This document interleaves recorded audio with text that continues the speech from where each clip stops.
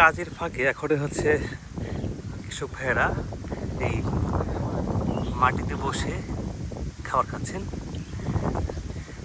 আচ্ছা ভাই, আজকে কি জমিতে কাজ করলেন আজকে? ভুট্টা খেতে এই যে সবাই মিলে যে খাবার খাচ্ছেন এখন, যে এত সুন্দর একটা জায়গা, গাছের তলায় ছায়া, সবাই মিলে খাবার খাচ্ছেন, খুবই মজা তাই না? এই যে হচ্ছে এটা যে ডাউল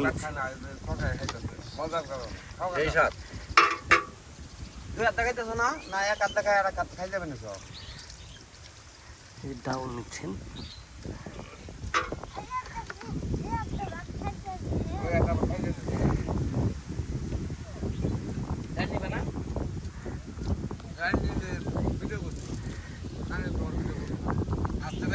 কাকা, ডাউল ভাত কেমন লাগতেছে আজকে খাইতে? খুব মজা লাগতেছে। খুব মজা লাগতেছে, সেই স্বাদ, সেই স্বাদ। সেই স্বাদ। এই যে এরকম চকের মাঝখানে বসে বসে খাওয়ার কিন্তু স্বাদটা কিন্তু আসলে সেই মজা, সেই মজা, তাই তো? এই যে অনেকগুলো মানুষ একসাথে কাজের ফাঁকে এখন হচ্ছে সকালে খাবার খাচ্ছেন। আসলে এটা আসলে আমি এখানে খাচ্ছি না, তবু আসলে একটা যে ঘ্রাণ এবং কি স্বাদের যে একটা মানে পরিবেশ, সেটা কিন্তু আসলে অন্যরকম একটা পরিবেশ। দেখেন যে চারপাশে গাছ আর ফসলের জমি, যে পাশেই ভুট্টা ক্ষেত, এই জমিতে কাজ শেষ করে আর এই যে শুধু এখন হচ্ছে ডাল ভাত খাচ্ছে, পরে আগে কিন্তু ডাউল আর ইলিশ মাছকে খাওয়া শেষ হয়ে করছে আগেই।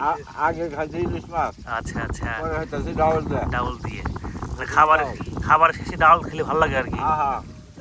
বাসায় খানা, বাদশাহী খানা, বাহ! তো ডাউল ভাত হচ্ছে নাকি বাদশাহী খানা। তো আসলে সবার মুখে এই কথাটাই শুনি যে এই খাবার শেষে একটু ডাউল ভাত খেলে যে মনে যেটা তৃপ্তি, আসলে সেটা আসলে অন্য ধরনের। আর এরকম একটা পরিবেশ দেখেন কতটা সুন্দর, এ পাশে ধানি জমিন, এ পাশে হচ্ছে ভুট্টার ক্ষেত, আর উপরে এই যেখানে বসে আছে গাছের ছায়া, এত সুন্দর বাতাস, আসলে মন ভরে যাওয়ার মতো একটা জায়গা, খুবই চমৎকার একটা জায়গা।